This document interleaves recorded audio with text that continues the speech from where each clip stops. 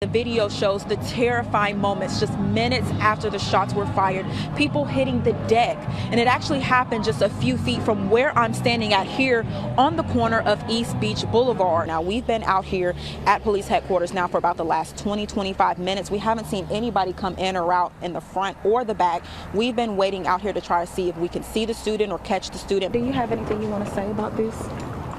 Family, what about his family? mom, who has been mourning the loss of her son? You've been placed on administrative leave, from what we've been told. That's right. And the first and obvious question I want to ask you is, what happened? It was a contractor who saw the flames in the garage, and they quickly spread through the house, as you can see behind me. That was in minutes. Looking inside, I can just see all your belongings, but it's like these are all material things. That's right. They are. It's all of this can be replaceable, but not health and life. This is just a minor setback for a major. Come back! This is an active homicide investigation they have out here at the McDonald's on Airport in Schillinger. Again, that was in the last few minutes. He told me that it did happen here in the parking lot. Certainly a windy day out on Dauphin Island this afternoon, and you might want to keep a close grip on your belongings, but some say they like the challenge. Actually right near that exit where you get off on 65 North and the South, that split. And what we're seeing right now, the conditions are pretty calm out here, just some wet roadways. I'm going to flip it so you all can get the chance to see for yourselves. Some customers may have seen higher bills these last few weeks because they were using double the amount of electricity.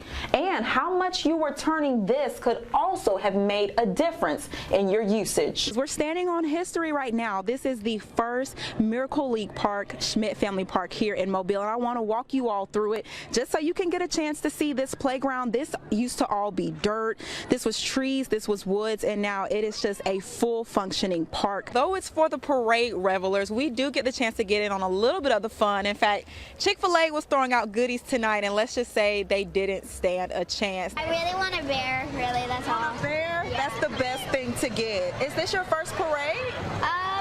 Yeah. Lucky for me, I was able to catch a bear during the parade, and I couldn't think of anyone better to give it to. You're welcome. You're welcome. We are in the middle of our Fox 10 Red Cross Telethon. They've been here since the early hours of the morning. I just want to know, how is everybody feeling? Are we still awake? Yes.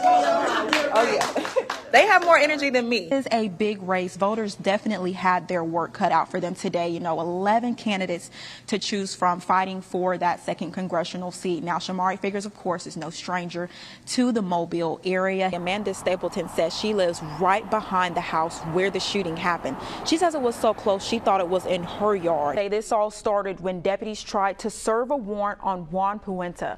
But Sheriff Paul Birch says he chose to take a different route and avoid the warrant. A chase followed and then a standoff. Never releasing body camera footage, you know. Yeah. You say you've never lied to the community, and why not be, you know, have that transparency to show you have nothing? Well, that's a loaded question.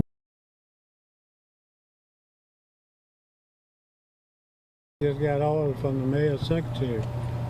You telling us you can't let us into a public building?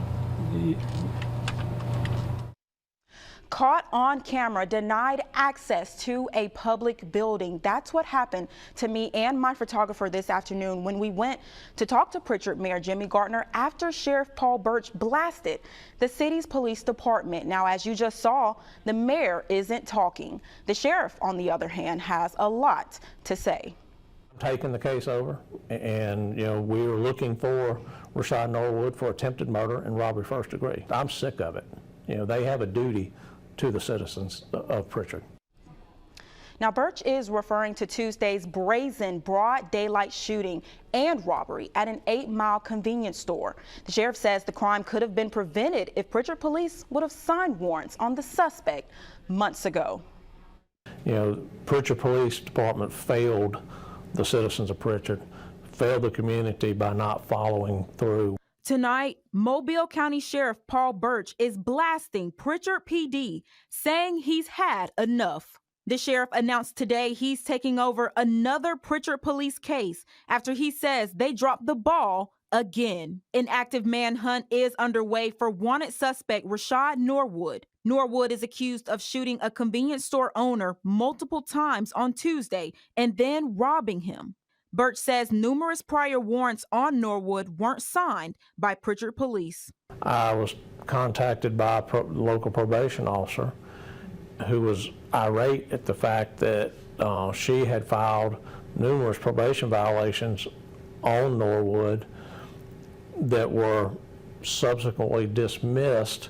According to Metro Jail records, Norwood's January arrest charges were all dismissed. Sheriff Birch says if he had been in jail, this violent crime could have been prevented. Prichard police didn't follow through with signing the warrants.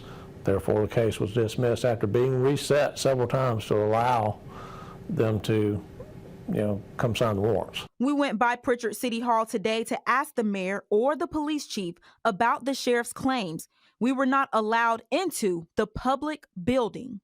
Hi. Hello. Can't let y'all in until I get further orders. You can't let me into a public building? Yeah, this is a public building. Well, I just got orders from the mayor's secretary. You telling us you can't let us into a public building? In June of last year, Sheriff Birch announced his deputies had moved into Prichard, targeting high crime areas. At the time, Prichard Mayor Jimmy Gardner said he supported the help. After we weren't allowed inside City Hall today to talk to the mayor, it's unclear how he feels now. Well, the shooting and robbery at the convenience store happened Tuesday. When I interviewed Sheriff Birch this afternoon, he told me Prichard police still had not signed a warrant on the suspect 48 hours after the crime. And we're breaking down almost 9 videos that show the moment SWAT officers breached Jones's family home on March 7th. Now, we were able to get the video because it's been entered as an exhibit in a federal lawsuit against the city of Mobile for Cordell's death. Now, the video does not show the moment Cordell was shot, but you can hear at least 3 gunshots. And we do want to warn you, the video is graphic.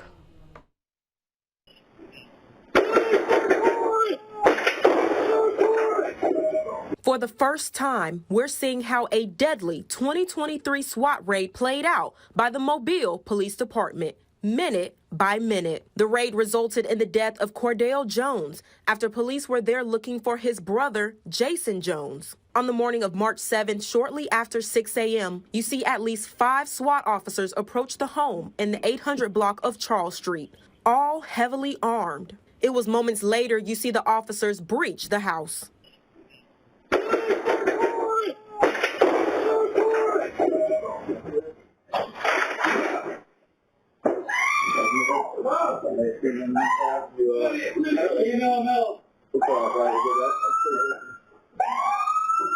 Family members were startled awake, confused to what was going on. Mobile Police Department, you need to start coming to the front.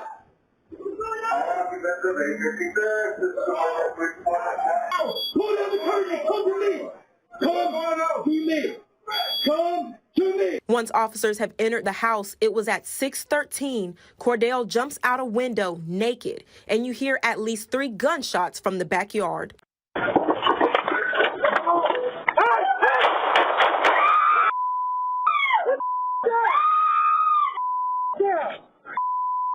We've blurred and frozen the video from the moment Cordell jumped out the back window. You can see him holding what police say was an AR-type rifle. Police start shouting commands at him. Cover that window. I got you. Lift your hands. Get out. Lift your hands. Lift your hands. Lift your hands. Lift your hands. Down on the ground. Down on the ground. Yo, you okay? Hey, stop dragging my son! From there, Cordell's body is dragged from the back of the house out to Charles Street. Officers rendered aid to Cordell, but he was pronounced dead shortly after. In a highly publicized report from former U.S. Attorney Kenyon Brown, Brown said the officers' actions for using deadly force were justified. However, Brown said MPD did not prioritize the sanctity of life. Come to the front. Will y'all please tell them to shut the up? Pull the curtain down. What do you mean? Snatch it off the door. In the final minutes of the video, Jason Jones is the last to come out of the house as he's handcuffed. Keep walking. Keep walking. Keep walking. Keep walking. Mobile Police Department, if there's anyone else inside, make it known. Now, the federal lawsuit against the city of Mobile is still pending. Now, a Mobile County grand jury decided not to charge the officer who shot and killed Cordell. Police were executing the raid because Jason Jones was identified as a suspect in a robbery case.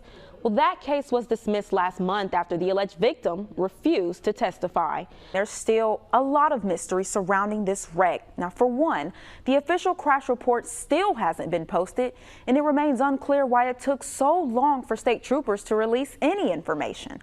Well, tonight, a father who lost his daughter in the crash has some questions of his own. I miss her.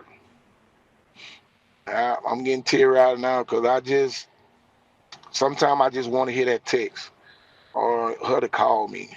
Tonight, 4 families in deep mourning after a single crash took the lives of 4 young people. Nearly 3 weeks later, the Alabama Law Enforcement Agency is providing the first pieces of information into what happened the morning of June 17. Shortly after 6 a.m., the northbound lanes of I-65 were shut down for hours, approaching exit 22 near Creola. Troopers say a car ran off the road, hit a culvert, and flipped over. In the car was the driver, Jacoby Ruggs, Sadie Mose, Jamira Thomas, and Jacqueline Robinson. They all died. A 5th passenger, Princeton Warren, was the only survivor. The father of Sadie Mose says he knew something was wrong the morning of the crash. I knew something was wrong because my truck, like I said, I come home every weekend. My truck normally just start, but for that particular reason, it wouldn't start. Now I know why, because God knew if I was on that road and got that news, I was going to turn around. After rushing to the scene, Mose says he learned not only did his daughter die, but her 21-year-old cousin, Jamira Thomas. According to Aaliyah, Ruggs, Mose, and Thomas were ejected from the car. Mose says it's been almost a month and they've been left in the dark with no answers. Don't know how it happened, what time, what's the cause of it, none of that. As a father, kind of feel like my child is being forgotten. Why don't I have answers into what happened to her life? I mean, because it's the unknown. I mean, it's like certain stuff gets swept up under the rug, but these are 4 family, really 5, even the young man that lived. Mose says his daughter was a graduate of Murphy High School and a mother to 2 little girls. Now he's just praying for peace for not only his family, but the others who are hurting. Sometimes people just need closure, even though they won't bring them back, but just knowing what happened and they did their part. So she was a daddy girl, and I just miss her smile. She had a smile that can light up a room. Looking at that smile, they're gorgeous. This was basic information we're talking about here. He mentioned the time. Did state troopers tell you why they withheld that for so long? Well, I was originally told, Lenise, that the reason that reason would be sent out in this press release today, but it wasn't. So when I reached out again today, I was told the delay was due to the number of fatalities, and Aaliyah wanted to get it right. And so we're hoping the official crash report will answer some of the family's questions, and our prayers are certainly with all of them tonight.